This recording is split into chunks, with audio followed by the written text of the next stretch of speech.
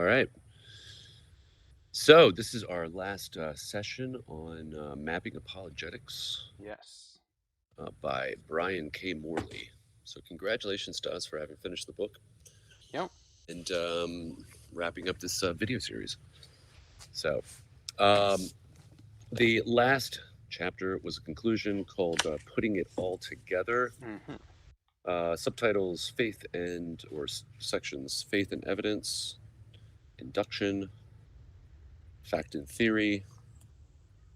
Um, that was a long section. Yeah. The mind's capabilities. So why don't you lead the way? Sure. So, in this conclusion, it's the author's conclusion. So, Yeah, Brian K. Morley, and he's kind of putting together the kind of most controversial aspects yeah, throughout the whole book, hmm which kind of pivoted on these topics. So you just went through them all. yeah, Um, But yeah, those are kind of the points where there are the largest disagreements between the different methodologies of apologetics. right, And he kind of gives his opinions on them as well, and then also outlines kind of like who agrees with what. right. Um, so yeah, Yeah, in a sense, it's a bit of a summary, yeah, it is. right? Mm-hmm. But sort of helpful in the sense of like how to navigate sort of the bigger problems as it deals with the methodologies, right? Yeah. Mm-hmm. Um, and trying to recall what struck me, if anything. Well, we know he's very much against fideism Yeah. as an approach, and just because there's a lot of biblical evidence. Um, For having to, any reason. right, right. Um, and that one passage keeps on coming up, the Peter passage. I'm going to paraphrase here because I can't find the absolute area, but it's something to the effect of always being ready to make a defense. Mm-hmm. Um, let me just see where that is because that's come up in some of my side reading as well. Um, yeah, I'm forgetting where that is. I'm Yeah, I not don't know gonna. if he brought it up in the Yeah, conclusion. that conclusion. Yeah, but I was reminded of it. Mm-hmm. Um, so, so do you want to work through maybe the sections or Yeah, we can start with that. okay, So that was kind of faith versus faith and evidence. yeah, yeah, And then he transitions into induction because when you're talking about evidence, you have to determine like how are you using evidence? Are we coming from this airtight, logical, deductive approach, or are we right. using something like induction to extrapolate and give a best guess Hmm. or theory for something? Yeah. Um, And I think one of his main reasons for I think allowing or accepting induction is that it's something that we use on a yeah. practical level in our Yes. daily lives. Yes. We don't Yes. have to I prove that think we exist every morning right. and, like go through like our lives aren't deductive as we Right. go about them. Yeah. We make Crossing. assumptions Right. and Crossing the street carefully. yeah, mhm. That's and I think he even says that we utilize induction for life and death issues. Yeah. You know, Mhm.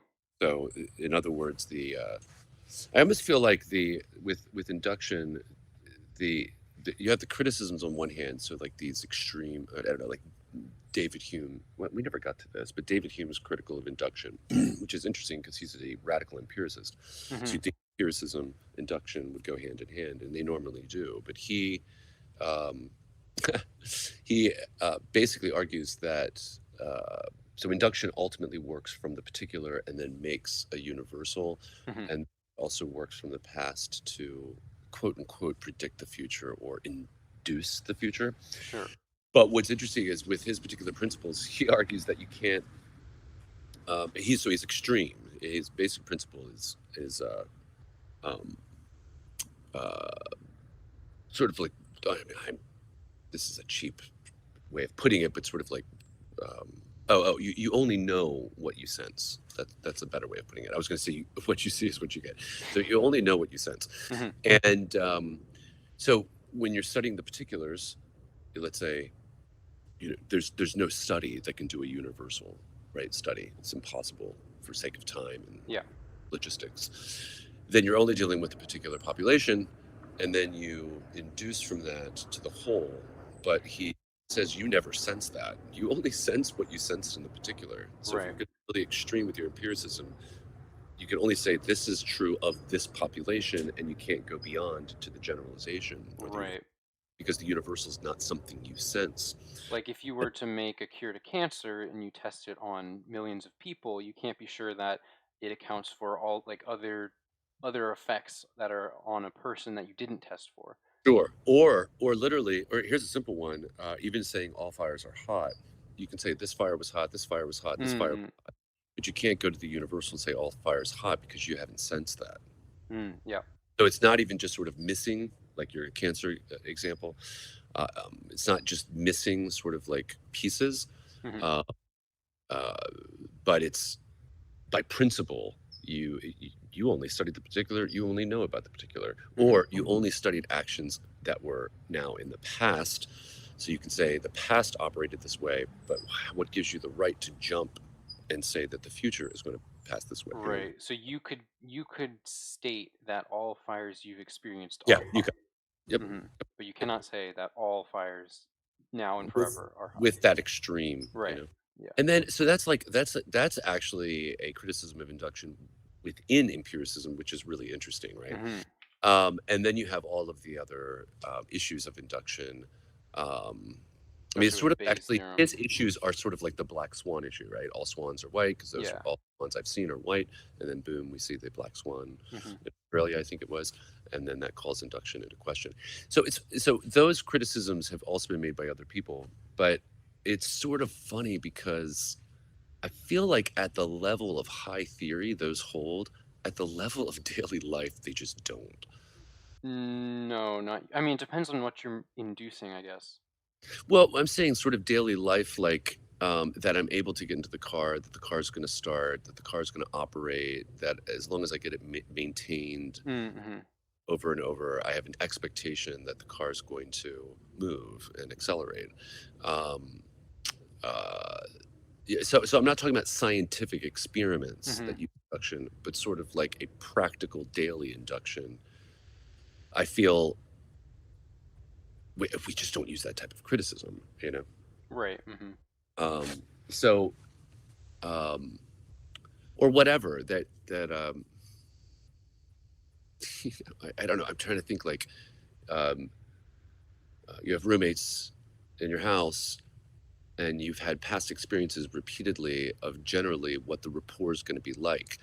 You're not going to think at any point after you're well, you've been there 6 months, 7 months, Mm-hmm. uh, that someone's going to pull a gun on you. Like Right. Yeah. that is a type of simple induction. Yeah. You're based on the past. I'm expect me. Yeah, there might be little weird things and arguments or whatever, but you can even wrap those into your inductive um, process. Mm-hmm. Um, that type of It's like daily, we what just it. don't. Yeah. Count, you know. There's like a threshold of what's expected that's in ordinary, or that is ordinary, and then what would Yeah, be not ordinary. yeah, and I would say that is induced. Yeah. And there's Uh, probably a gray area or a blurred line between what is like, oh, I expected that, or oh, that was totally unexpected, and just like, oh, yeah, that was kind of a little off. sure, and you Hmm. could probably even wrap that into. Well, I don't know. If we're still working with induction, you could probably wrap that into background knowledge. We know that things are not always going to operate Yeah. Hmm. right in a particular way. Um, but we know that because I've seen it. I've seen X being repeated, but then there's an unexpected event, Hmm. and but you then continue to wrap that in. Okay, yeah, there are unexpected events. There are um, whatever your 9/11s or something like that, where it's out of the blue, it's a surprise, but it's not necessarily in the scheme of like the history of a civilization or civilizations something odd. We know there are terrorists. We know they attack. You Hmm. know, so my point is that at the level of high theory, those criticisms are really interesting, but I feel like in our daily lives, induction has a lot of power, Yeah. a lot of explanatory power. You know? Hmm. Yeah, it's kind of draws. Yeah, I guess high theory kind of draws a line between practicality and like just the philosophical nature of induction. Yeah, yeah. Um, so and also just there's so much repeat. Like you just, I mean, you think I had two times with the face thing that I've been having. I've been having face tingling. Um, I had a ENT yesterday. I had a neurology before. By the way, they found nothing. Mm. They they actually are starting to categorize it as an atypical facial pain, which Interesting. means no cause. It's really weird.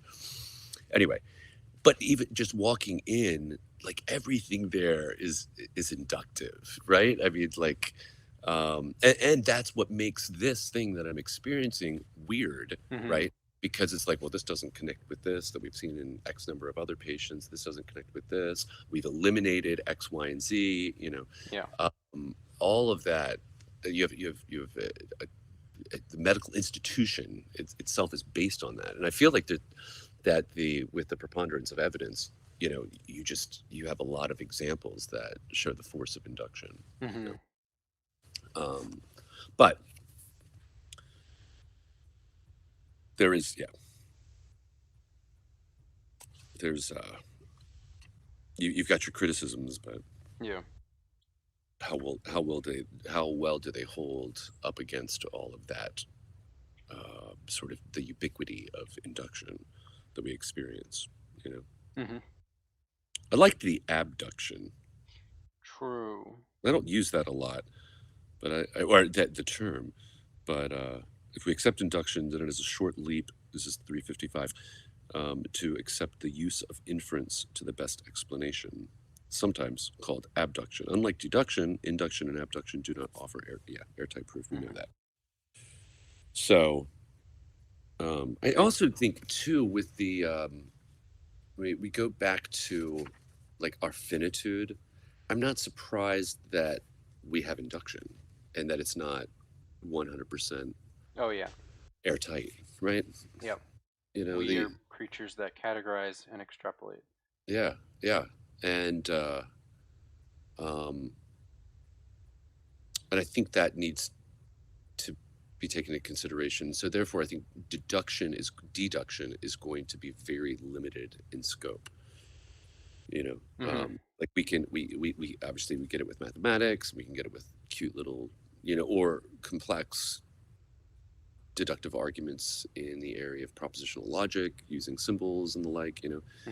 Hmm. But and to be fair, we're not working at that level. Like I know Plantinga uses a lot of like high level propositional logic. Like literally, if you read one of his books, you're going to get an argument that's going to be nothing but variables and operators. Hmm. So we're not working at that level, um, and maybe there is something to that, right? Where if we were able to grasp that kind of logic and really have like an aha moment with, I don't know, Yeah. the ontological argument or something like that, because I know he uses that, um, sort of higher level logic. Um, but I don't know. Like when I think about the deductive arguments, I mean, how many are there for the existence of God? Right? There aren't. I mean, there aren't that many. Um, it's I want to say it's like the ontological. Hmm. Um, it's interesting. It's got its criticisms, um, but I don't know. I don't know that it convinces like some of the other inductive arguments do. I like the William Lane Craig one on everything that begins to exist that we talked about. I feel like that's pretty solid, but non-deductive, right? You have to sense those things. Like um, you have to look at the world to make the claim that everything that begins to exist has a cause. Yeah. You know. which has, an inductive feel to it. Yeah, for sure. Um, so, because I, I was thinking walking into this last talk was like, what does convince? Like, what is convincing you? Mm-hmm. What is convincing me from the arguments that we have looked at? And another way to approach that would also be not just what is convincing us among the arguments there, but what makes us believe in our present state. Do you Mm-hmm. know what Yeah, and that's a complicated issue because it isn't completely logical, I mean? Yeah. right? Like there's a psychology to it. There's Hmm. kind of like how we interact with social entities and people and all of that that Yeah. tie into what we accept and believe. Yeah. But at some point, yeah, I know. No, there's always that, right? I mean, when I Mm-hmm. made my initial break from Christianity around the age 30, I, you know, I like being in this neutral space. So, like philosophically agnostic anyway. Mm-hmm. And then looking back at my past, it would just, oh, I could see, I saw nothing but conditioning, right? Mm-hmm. I brought up this way. I'm this young child where we are enmeshed in this family. We listen to our authority figures. We believe them. We trust them. And then not that's just the family, but then there's the church community. My dad Mm-hmm. was a pastor, for crying out loud. So then there's the church community, and you're getting bombarded and having all these beliefs reinforced, and it's a young mind that's not so critical, right? Right. So Mm-hmm. that's and you see that wherever you Not go. only like critical, but also like the young mind is not capable of defending itself, really. Yeah. Yes, Like exactly. until a certain point. Yeah. So you can't like. I actually remember, I don't know if you remember this, but we were so this is when I was sort of like a freewheeling atheist, and we were at the skating rink, and Mm-hmm. you all were pretty young, and we were talking about God and Christianity, and I want to say that I was not dealing with a heavy hand, but I might have. And I remember young Christian sitting in the back seat as we were talking about this because you believed and all that. Um, like I remember your eyes started to water over, like you were, on the verge of tears, and I was like, all right, I'm going to pull back, Mm-hmm. because it's you've got this, and then you're torn, right? Because you've got this dad that's an atheist, and then you've got the mom that you're living with that is Christian, and Mm-hmm. so you're right. The young mind not only doesn't have the critical apparatus or tools, but also right. It's like, how do I defend myself here? Yeah, You know? it's weird because it's like, well, how do you, what's the best way to describe it? It's like defend yourself, but there's also just you almost have to be strong, like strong-willed enough to be able to like have any sort of stance, right? Yeah, Because otherwise you can't know what's true. Like you can't yeah, take any position. You when you're young, you kind of just have to assume something that was told to you. sure. You, you just don't have the willpower to kind of to get through it either way, which I don't know, like which requires critical thinking, but it also is just like there's some sort of psychological um I don't know, I want to call it power, but I don't know if Mhm. that's the right word. But being able to defend yourself, yeah. Yeah. No, I agree. I agree. Um, I mean, that comes obviously it comes with maturation, right? Because you'll see, like, depending on the type of family you were brought up in, so let's say religious, and let's say even moderately to conservatively, um, you see this sort of like break for those who break. Mine was late, but it's sort of in late teens, early 20s, right? As you're getting this, as you are more empowered as an individual, right? Mhm. Um, that sort of seems like the classic. Yeah, I was brought up as a Christian. I was brought up as Catholic. I was brought up as Protestant, Presbyterian, whatever. And then I broke,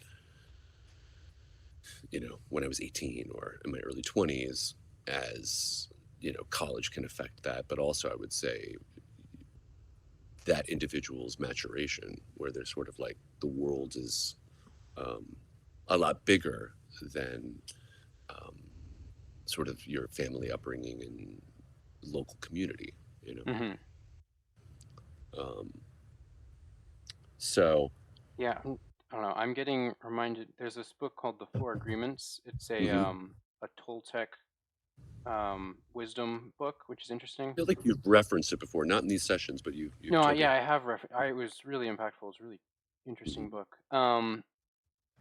And I can't remember the name of the chapter. I don't have it in front of me right now. But one of the first chapters, which wasn't specifically about the four agreements that the book is talking about, but just one of the kind of precursor chapters. I think it was called like the Dream of the Planet, Mhm.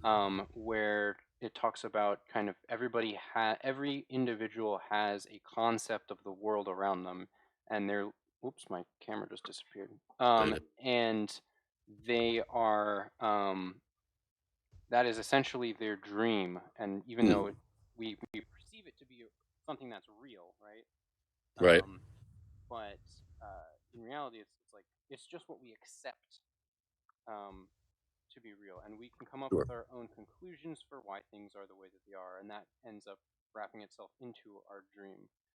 Sure. But Is a dream in that context, is would that be analogous to like a worldview? We've heard that word a lot in this book. yeah, I think that would be analogous. Yeah. Let me see if I can there we go. There we There you go. are.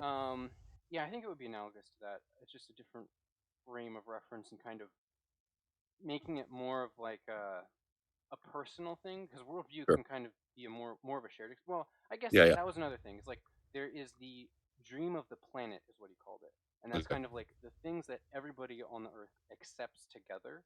Like Hmm. these are all the things that we agree on together, Right. and that's how we interface with reality in this dream. And what was interesting was like in order to accept anything, um, in order to accept anything that somebody else has to say or present, or um, you have to be able to accept the things for yourself. So if in order for like an argument to exist, there is kind of a power dynamic, and you have to be able to. There's like a sense of strength in acceptance, Hmm. um, and acceptance is basically just kind of accepting that it is real, like believing that it's real, Hmm. or could be real. And it was interesting to me because in order to kind of stand your ground, you have to have like a stronger level of acceptance than the person that that you're countering with. Got it. Um, which makes sense because it's like, okay, well, you're kind of filling up a bar, and they're filling up a bar, and in order to accept what they're presenting, you have to like fill up that bar of acceptance Yeah. to believe it. Yeah. So and that that can go with like emotional stuff too. It's not just like facts, Sure. Sure. but like emotional and psychological stuff too, which is interesting. So it's like, Yeah. It reminds, to a degree. I mean, because I know you're adding some pieces that don't fit with this, but to a hmm degree, it reminds me of um, issue. Like I remember as a Protestant, we always looked at the Catholics as being an error, and then when I got out of Christianity and was teaching philosophy, I remember sort of thinking, I was like, you know what, their starting points are vastly different. hmm Um, the starting point of the Protestant is sola scriptura. It's the Bible alone. It's a reformed notion, right, from the Reformation. But so if that's your basis, then it's going to be, whatever I believe, and whatever the morals are, is going to be confined between Genesis and Revelation, right? hmm Nothing more. But the starting point for the Catholic tradition is not one but three. So it's Bible, then it's tradition. So that means where the Bible's silent, but certain things have occurred in tradition, like for instance the veneration of Mary. Bible doesn't really speak to that, but tradition did. hmm Uh, Tradition along with Bible, and then the magisterium, which is the present teaching body of the church. and all the papal encyclicals and things like that. So so you have those three versus the one. Well, of course you're going to have issues, right? Yeah. It's not surprised that there is an agreement, right? It could be, and also too, the magisterium and tradition then also play into how you understand the Bible. So, um, so even if you just took that one piece that's shared and you sort of go at it, there's still colorations that are different in their approach, you know. Hmm. Uh, and so what I always found is the like that's actually where the debate should be, like that issue, not anything down lower, Hmm. like why do you confess your sins to a priest, or why don't you? That's like that's all based on these first principles, Right. right? Um, so that that element intrigues me, in terms of like where you enter the conversation and what background you're bringing in and sort of what are the rules of engagement, you know, Yeah. which is somewhat similar to the dream element, at least in terms of two people encountering each other Hmm. in the context of an argument, you know. Yeah. Yeah, I feel like those, I mean, other than sort of these big apologetic questions about God and Christianity, um, one's first principles I find very intriguing. Like how do you get to it? How do you establish it? Hmm. You know? Yeah, for sure. Because everybody under kind of an umbrella of religion or worldview is going to be approaching it differently. Yeah, exactly, exactly. And so, like, even when we've talked in this book about various apologists and their, let's say criticisms of other world religions, there's always this little inkling in the back of my mind, thinking like, to what extent is this a fair criticism, or i- is it somewhat biased given your particular worldview? Hmm. You know, um, and because you're going to get the flip side, right? Like if both of us were Muslims, Right. we'd be, we would be looking at Christianity askance. I'd like to think that, and these apologists, I think too, would like to think that they can sort of, I don't want to say overcome it, but I don't know, try to be as fair as possible, even given their commitments and beliefs. Hmm. You know, um, so let me pose it to you: what did you find convincing in the book? That's a good question. I think. Hmm. Or if you want to be helpful, where are you on the map?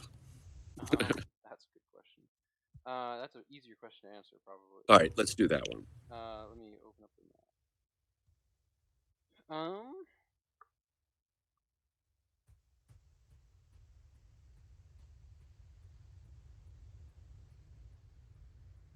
Yeah, I don't know.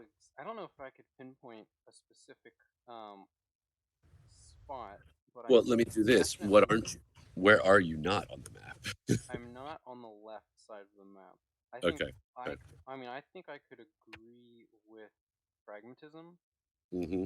um to a fair degree, but anything left of that I find hard to fully accept. Like, I don't Good. know, there are aspects of some like experientialism that would play into Hmm. the way Hmm. that I see the world, but I don't think I would use that as a form of argument. It would So just be an emotional thing. fideism is out for both of us, right? Yeah, Judaism is The out. idea of just faith alone, no argumentation. Yeah. Um, there's something about that that sounds very forced. I just believe, And and also maybe an attempt to be immune to criticism, yeah, right? it I sounds just very believe, closed off. Like you yeah, don't want like, oh, you just believe yeah, you don't want to talk about it or, like mhm, about there's no reasons that you can go off of. It's like, why do you believe? Oh, I just believe. yeah, You yeah, can't there's no basis between yeah. I think I belief mentioned and this to one of them, but Tertullian, one of the early church fathers, he was like, I believe it because it's absurd. Like, you know, right. like, okay, that mean literally, that's end of discussion. Yeah. Yeah. it's as bad as we were talking about when we've hit morality and ethics. It's as bad as cultural relativism. Like there's no discussion, Right. right? These are my morals. Those are your morals. We do them because we're in different. I do mine because I'm in my culture. You do yours because you're in your culture. End of discussion. You cannot. You can't. The discussion goes nowhere. I feel like the discussion could go somewhere. Like I feel like that makes sense, but I feel like the discussion could go to where those came from, right? Sure, And then like a genealogy. yeah, Like genealogy of morals or yeah, yeah, community or whatever. yeah. Hmm.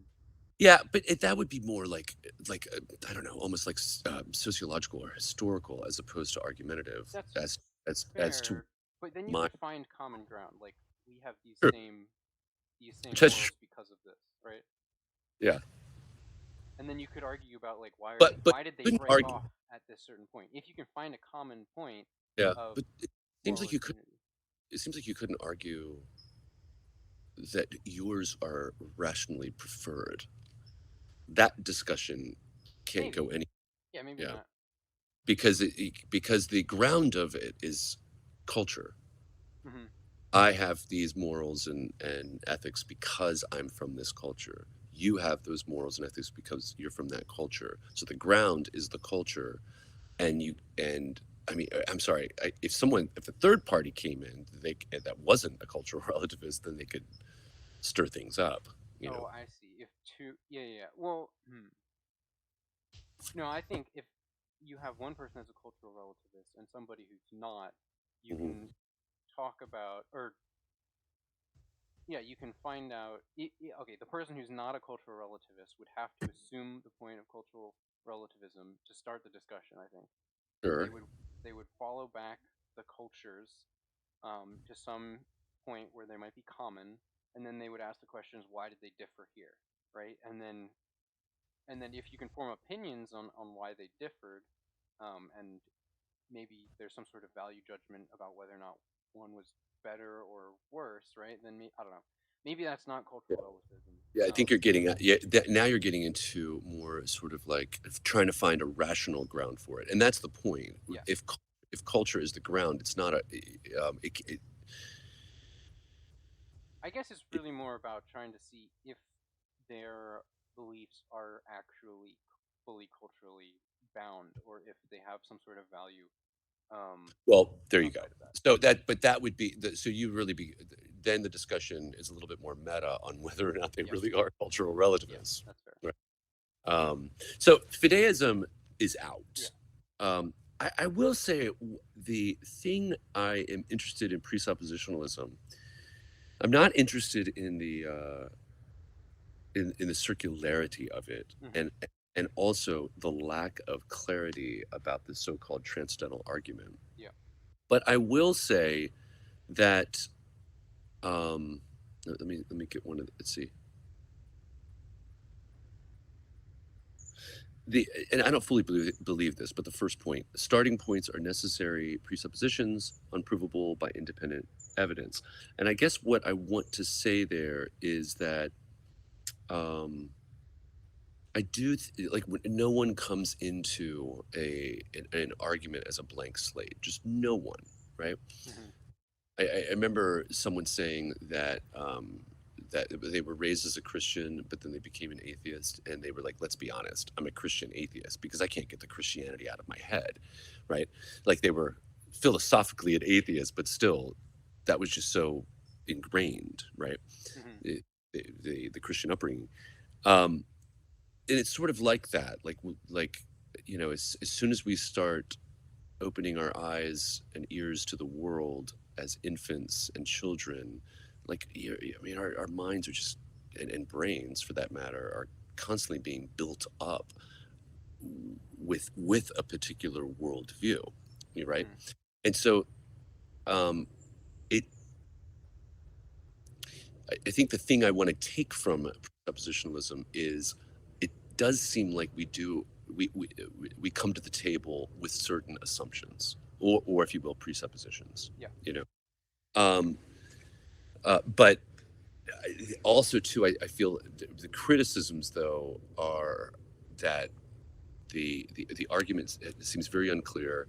um, it seems forced and it seems a little intellectually arrogant. Um, like I have found the truth, and this must be presupposed.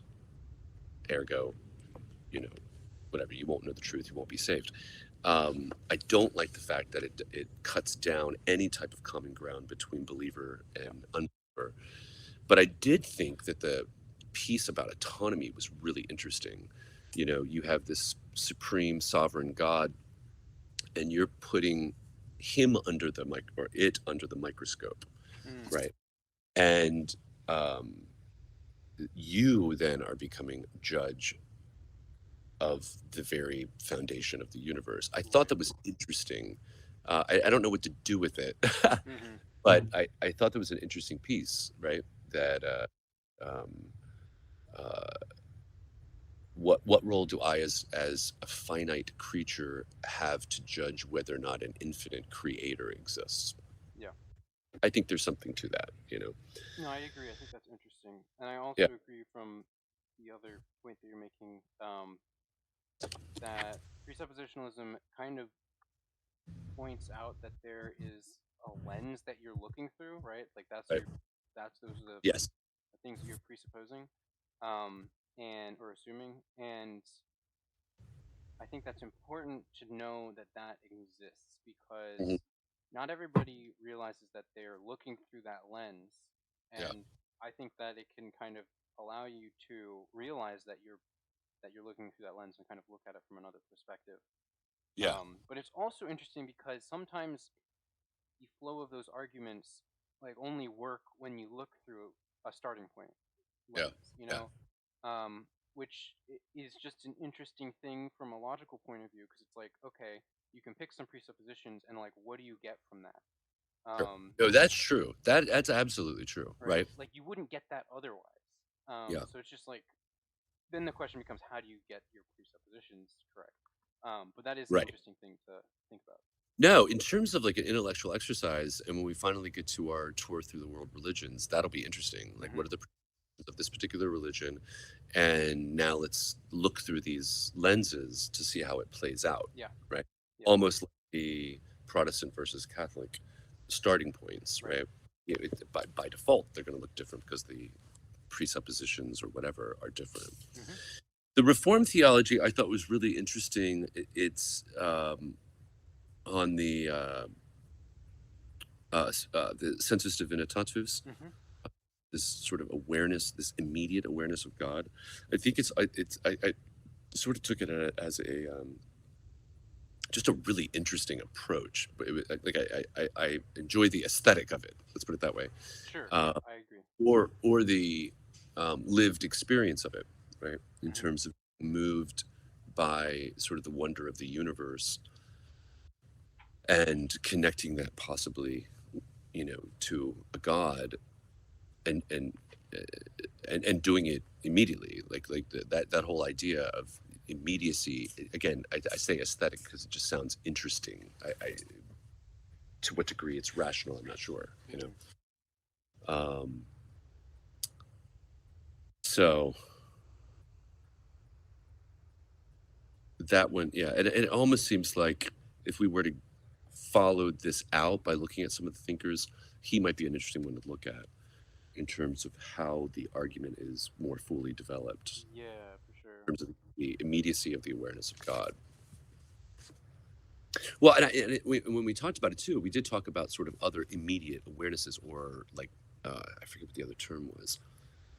I want to say like something that, yeah, or something that was like I want to say like basic, but Hmm. another word, basic, where I don't know, it's like whatever. I wake up in the morning and I immediately, without even thinking about it, have an awareness of my existence. Things like that, like properly basic. I think that's the word. Hmm. Yeah. Like there are other things that are properly basic. We don't have a problem with those being properly basic.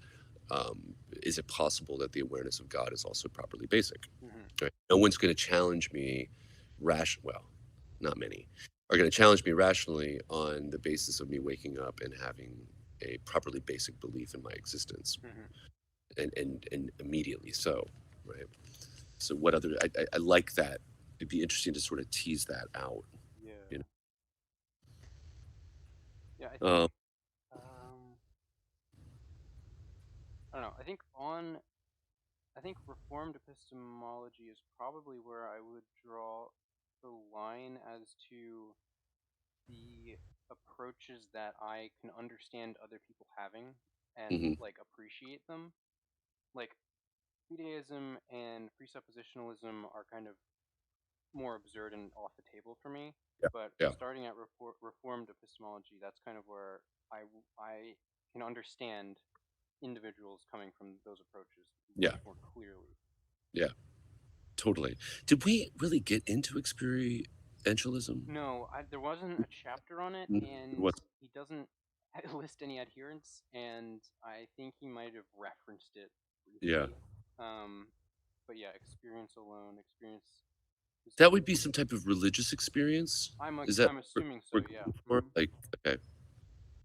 Because it's interesting in, I know within the Catholic tradition, there's a lot, I don't want to say it's the ground of belief, but there are a lot of alleged sort of miraculous things that have happened either with saints or the apparitions of Mary and things like that, um, where it's an experience either that someone had or multiple people had that I would say probably in a combinational way, right?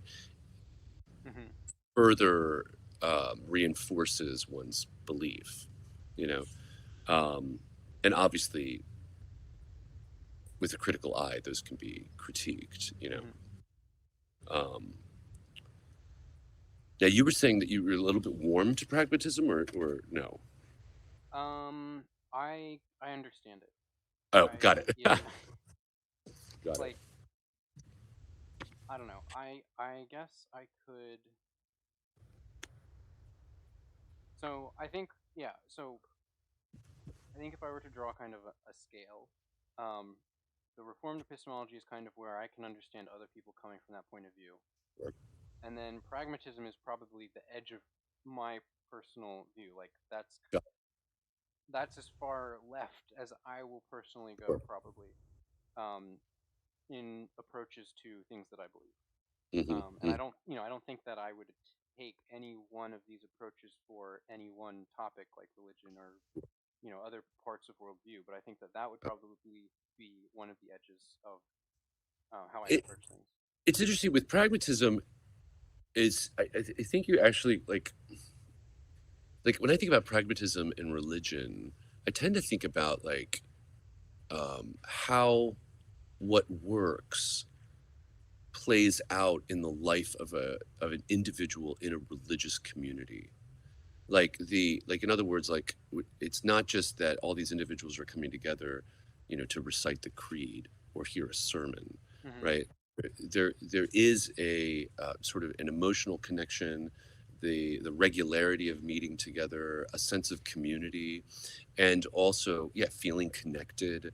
I'm thinking all like benefits what works, you know what I'm saying? Yeah. uh, and as opposed to, let's say, the isolation that someone can feel in I don't know, like a secular urban setting, and where you have more anonymity and isolation.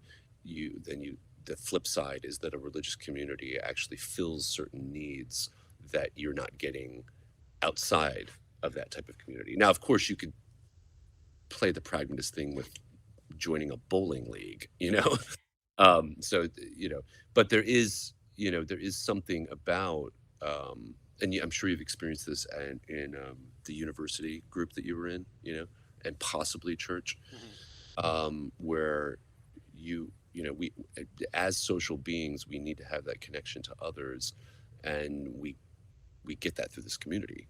Right. Hmm. I could see pragmatism sort of playing into that, and that's a big part, and that might even be certain people's reasons without even knowing. Sure. Yeah.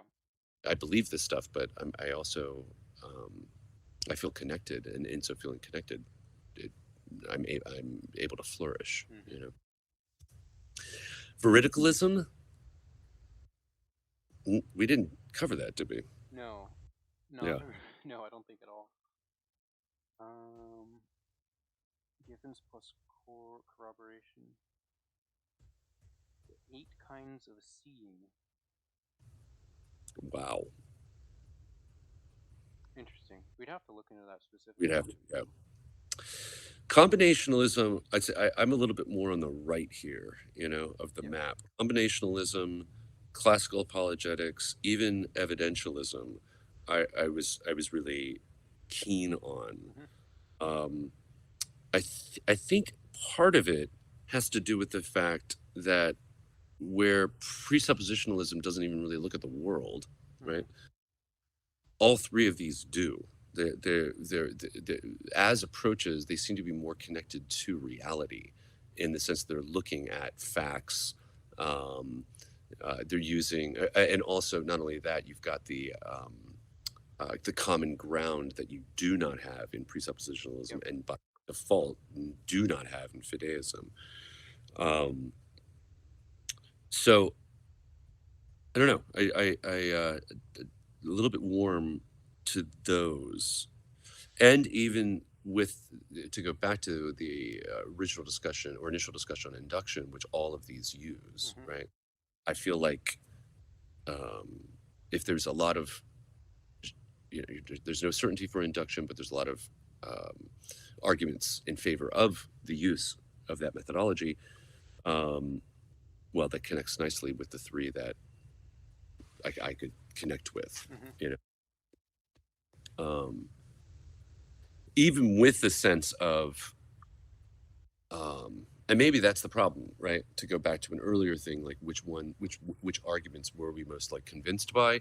I mean, I have to say, like I think I'm commenting more on the methodology. I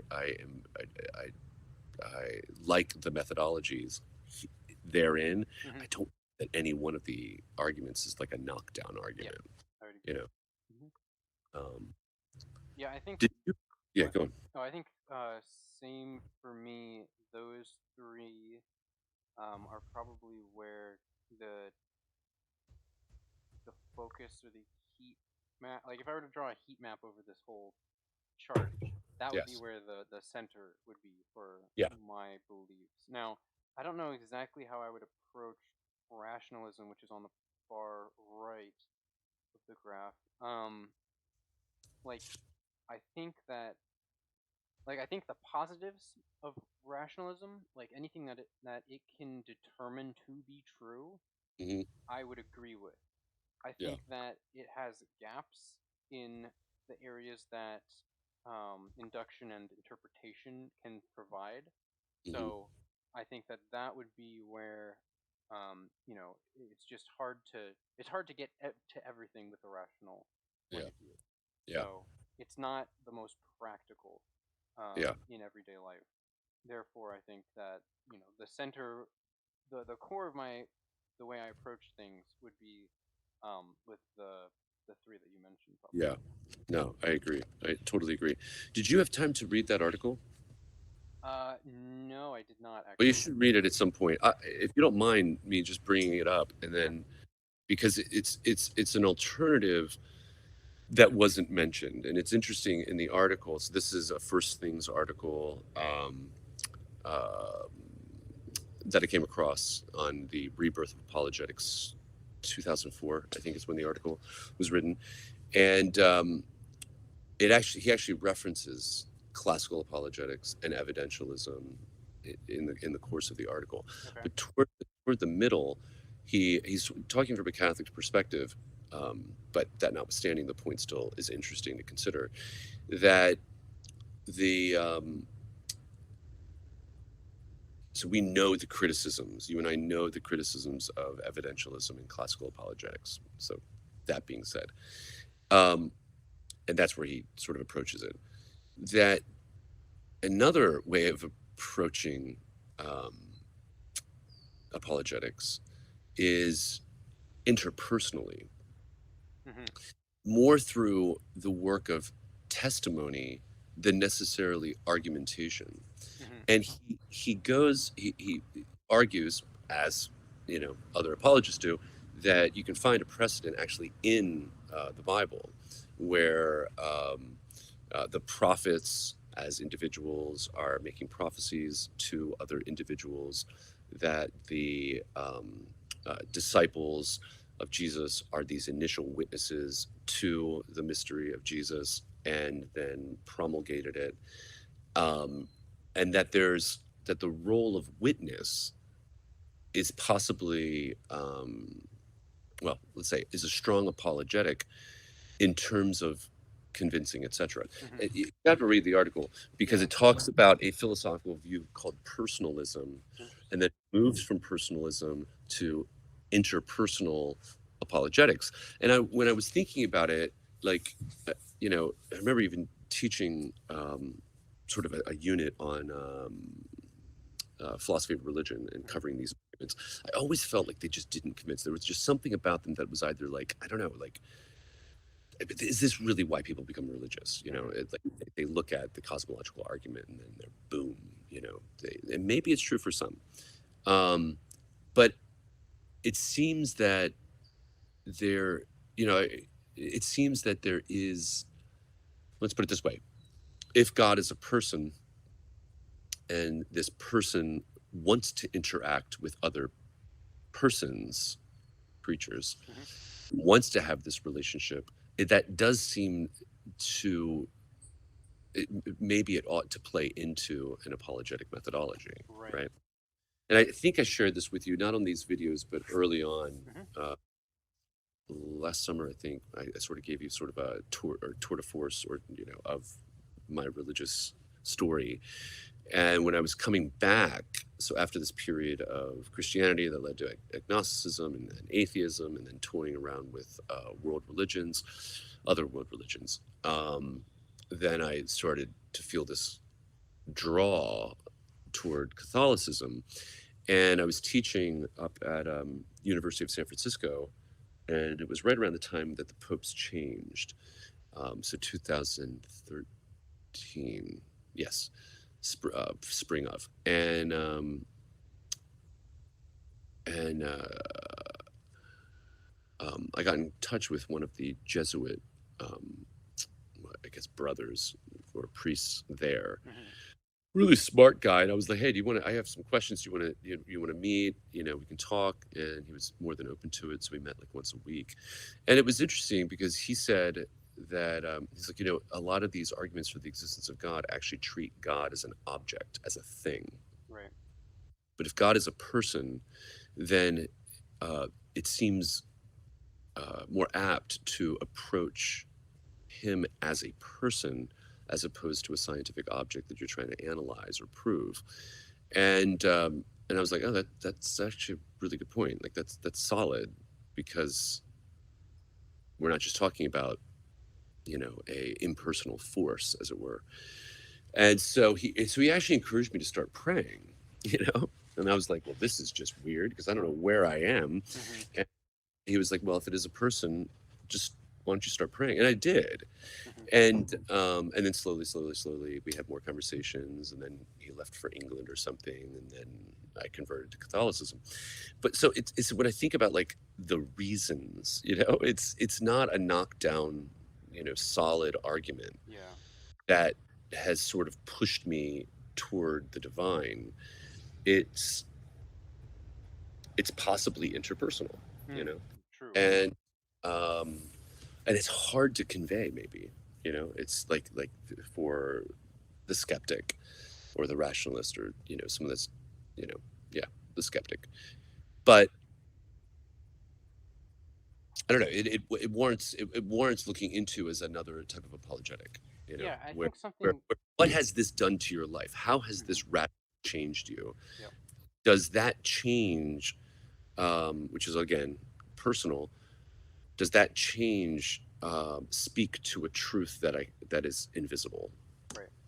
Yeah, you know and I don't know, just a couple things. I guess this like the personal. I think you call it personalism Yeah, or something. personalism, yeah.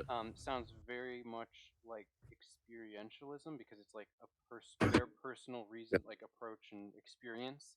sure. So it sounds related to that. So interpersonalism would be kind of understanding other people's experiences and taking from that. Yeah, Um, I can see that. mhm. I can totally see that. Yeah. So that's interesting. And yeah, I mean, if people are emotional beings, we have psychology. There are so many things beyond logic that affect us. So it's like, Yeah.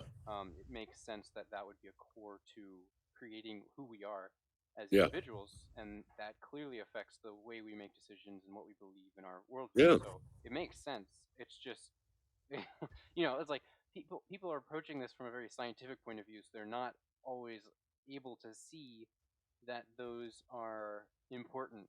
Um, Yeah. Yes. like Precisely. they can understand that. Yeah. Oh yeah, that's what made you the way you are, but that doesn't Yeah. make sense. But you Um, you hear that. I remember when, like, growing up in the evangelical community.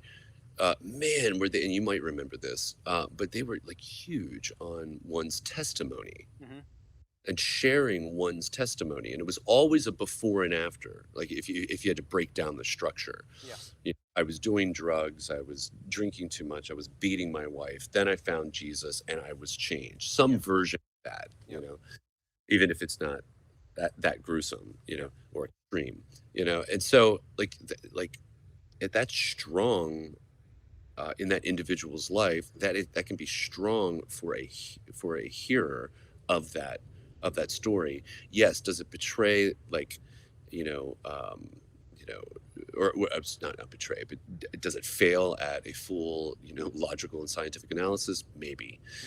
hmm But I don't know, there's still a force there. I don't know, let's put it this way, it's that kind of thing that actually, I think, motivates people, right? yeah. I think something that's interesting too is that I don't know, maybe a lot of people, like average people who are Christians or of another religion, perhaps, like have that point of view where it's like it's that interpersonalist. Um, that would be their reasoning is this interpersonalist argument.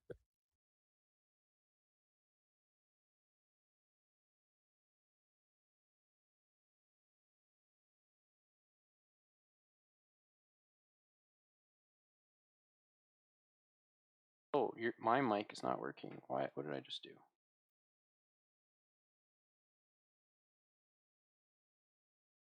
Give me 1 second.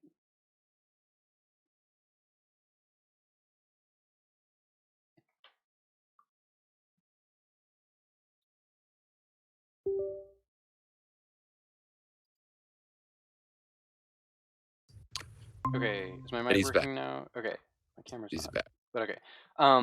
The oh, there we go. So like a lot of people, I think, this cord is so finicky. I need to like hardwire this thing All better. right. um, I think a lot of people take that approach without realizing it. That they are affected by interpersonal reasons Yeah. and things, and then maybe they combine that with something like Descartes' quadrants, or Right. like the extremes, like do you gain everything or nothing kind of a thing, Yeah. Yeah. and Yeah. that creates a very strong Pascal. personal. Oh, it's Pascal. Yeah, thank you. Yeah. Very strong personal belief where they have Yeah. those very strong emotional connections and Yeah. reasons and experiences, and they tie that with this logical piece that's very Mhm. extreme, and that the combination of those two things is just very strong for them. Yeah. No, I remember. So I had, like, when I converted to Catholicism. So all of the students that I was still in touch with, that knew that I was sort of this, like, hard atheist, were like jumping on me. I wasn't in touch with all the students, but a few. And I was like, when we moved here. So I was in my agnostic atheist phase. Colleen wanted to go to Catholic church, and she had an absence from it for a while, and whatever. I was older and wiser, and I was like, totally, that's great, go. And then I was even wiser than that. I was like, I'm going to go with you, so we don't have to have this break, hmm sort of doing this with the kids, and I'm not. And so I'm sitting there as this atheist, and I remember it dawning on me at one point. I was like, here's this crucifix, this massive crucifix, right? Crucifix defined as Christ's body on the cross, right? hmm Not just a cross. Here's this crucifix. It's 9 o'clock on a Sunday morning, right? And the church is packed, and they're all here, at some level, okay, at some level, hmm to uh, be with, experience, adore this broken man, if you just want to reduce it, like no God, this Yeah. broken individual that was telling you to do all these radical things like love your neighbor and um, love the Lord your God with all your heart, mind, and soul, and encouraging humility. And I was like, what are they getting out of this? Like at some level, like I mean, Mm-hmm. yeah, fine, they pay a little offering, but like you could be doing a lot of other things on a Sunday morning other than looking at this particular broken individual. And it just dawned on me like the messaging, and this will go not just for the Catholic Church but other churches as well, right? Mm-hmm. Is so other than what we're getting in our modern culture, which is the opposite, which is like fame, money, Mm-hmm. legacy, Yep. which is ego, um, you know, uh, hold on to your beauty as long as you can, all that stuff. And this is the exact opposite. Like that just like blew my mind. Like what the messaging alone is an interesting counter to all the different messages that we get from popular culture, corporate culture, whatever, even politics, Yeah. which can be an ugly affair. It's and I was just intrigued, like totally intrigued by it. Um, uh, and then for me, for the longest time, because I was still like sheepish about like these secular threads, I was like, I love the aesthetics. There's something about ritual that I absolutely love, and it's true to this day. Obviously, a Catholic mass would be more ritual than a Protestant one, Mm-hmm. but there's something about it about um, going through particular modes with body, uh, body and mouth, as it were, and for the Catholic tradition, connecting to something that's like really ancient, and that's hard. I don't know. Maybe it's because I'm into the humanities and art. If you wanted to sort of reduce it to something, but so yeah, I don't know. I'm hitting it from different Yeah. direction. The Mm-hmm. messaging of since we're on Christianity, you could probably do this with others as well, like Buddhism or something. But the messaging is just so other than the rest of the non-religious world Yeah. that there is something that um, draws me to that. You know, Yeah, I agree. I think that that's probably the biggest draw for me is just the message of Jesus and like how he interacted with other people and people wanting to replicate that. Like there's yeah, so much baggage with church in yeah, general and like yeah, rules and all these sure, other things that are not favorable to me, but that yeah, message of it in and of itself is definitely the most yeah. desirable thing from Christianity. And I don't think I have the same approach to you as the ritualistic parts. That's what I'm saying. Yeah. It might be the humanities, the art in me. You know what Yeah. I'm saying? Like the artist, the artistic background. No, I get that. We're to a degree we are talking about sort of a matter of taste. Yeah. But I will say like I don't know, group singing is very powerful. Yeah, And like, having like those interactions are very I don't know, there's something very emotional about them yeah, which makes me kind of want to take a step back and like not be too drawn into that. But then right. it's also like a good release. I think it's like a good psychological release as Yeah, well. yeah. But yeah, that's something I noticed. So I guess in conclusion, the at least on this topic, that I am open to the idea of um, well, a personalist approach Hmm. to Christianity and God. I think there's something even though it's not a rational, premise by premise leading to a conclusion argument. Um, I think that there is a good fit with those experiences and what it means to be human. You know, Yeah. I- Yeah. they're meeting certain needs. Yeah, it doesn't explain, like taking that approach can't explain the whole universe, right? It can't Right. explain the origins and all this other stuff, but it can explain like how you exist in the world now and Yeah. interface with other people, and it can be like a moral thing as well. Yeah. Yeah. Good. Yep. Cool. This was a good book to read. A great book to read. All right, I'm gonna stop the recording. Yep, got that on.